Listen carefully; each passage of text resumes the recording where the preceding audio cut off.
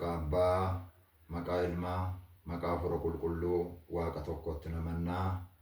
Jaallatamtoonni maatii Waaqayyoo biyya keessas biyya alaas kan jirtan hordoftoonni Sinodosii Oromiyaa teessoo Magarsaa Badhaasaa bakka jirtan hundumaatti ayyaanni eebbi araarri Waaqayyoo isiniif haa baay'atu jechaa. Egaan gooftaan keenya fayyisaan keenya Iyesuus Kiristoos baroota guyyoota ji'oota dabarsee guyyaa yaadannoo dhalachuu gooftaa keenya fayyisaa keenya Iyesuus Kiristoos kan bara 2017 nagaadhaan fayyaadhaan baga ittiin isin ga'e. Ayyaanni kun ayyaana nagaa, ayyaana eebbaa, ayyaana dhiifamaa, ayyaana jaalalaa hunduma keenyaaf nuuf haa ta'u.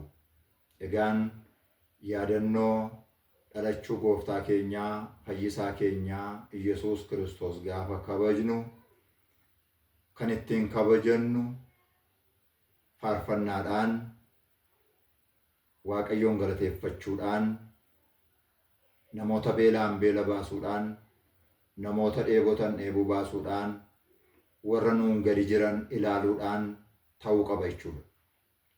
Egaan dhalachuu gooftaa keenyaa gaafa yaadannu wantoota baay'ee yaadanna jechuudha. Dhalachuun gooftaa keenyaa fayyisaa keenyaa qoricha keenyaa Iyesuus Kiristoos nama kan ta'e hundumaaf gammachuudha jechuudha. Bineensi bosona keessa jiran illee dhalachuu gooftaa keenyaatti gammadaniiru. Egaan wangeela Luqaas boqonnaa 2 lakkoomsa 11 irratti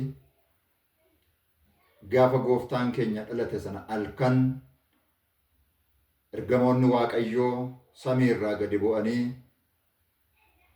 bakka Beetlehem jedhamu sanatti warri horii eegan ijoollonni hoolaa eegan horii eegan naannaa sana waan turaniif ergamoonni Waaqayyoo ijoollee sanaan naannaa sana waan jiraniif ergaa gammachuu ijoollee sanatti himan jechuudha. Isaanis maal jedhan? Ergamaan Waaqayyoo maal jedhe? Guyyaa har'aa hundumaaf kan ta'u qorichi dhalateera.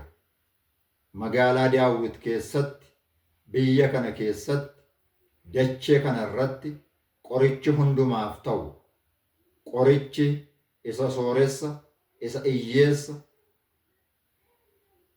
isa gurraacha, isa magaala, isa diimaa, isa qabu, isa hin qabne, kan addaan hin baasne hundumaaf kan ta'u, hundumaaf walqixa kan ta'u har'a magaalaa Daawit keessatti qorichi dhalateera jedhan.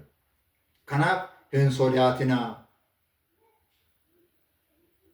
jedhaniitu ergaa gammachuu dabarsan jechuudha ergamoonni Waaqayyoo. Egaan hin sodaatinaa kan isaan jedhan cubbuu abbaan keenya Addaam hojjete, haati keenya Hewaan hojjette irraa kaasanii dhalli namaa sodaataa ta'eera. Dhalli namaa gaafa cubbuu hojjetuun sodaata. Cubbuun sodaata nama taasisa. Namni Waaqayyo irraa adda ba'e hin sodaata, waan hundumaa sodaata.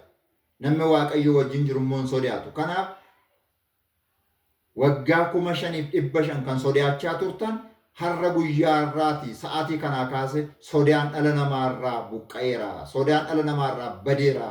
Hin sodaatinaa. Kana booda Waaqayyo isinii wajjin jira. Waaqayyo nama ta'e, namni Waaqa ta'e. Dukkanni badee ifi dhufe.